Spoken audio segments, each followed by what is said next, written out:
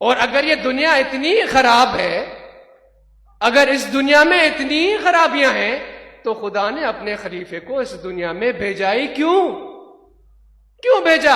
غور و فکر کریں ہم اور آپ۔ اللہ فرماتا ہے کہ انسان کو جب میں نے پیدا کیا، جب اس کو میں نے دیکھا تو میں اس پر عاشق ہو گیا۔ خدا جس پر عاشق ہو جائے،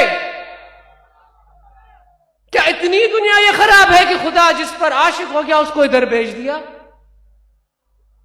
میرے دوستو، یہ بڑی خوبصورت دنیا ہے، کیونکہ اس میں خدا کے ولی کا دیدار ہوتا ہے، کیونکہ اس میں محبت مصطفیٰ کا جلوہ ہوا، کیونکہ اس میں اصحابہ کا جلوہ ہوا، کیونکہ اس میں بہت سے اولیاء آئے، کیونکہ اس میں ایسے خوبصورت انسان پیدا ہوئے جنہوں نے انسان جس پر اللہ عاشق ہوا تھا، جس پر خدا عاشق ہے، اس کو اس حقیقت کی آگاہی دی۔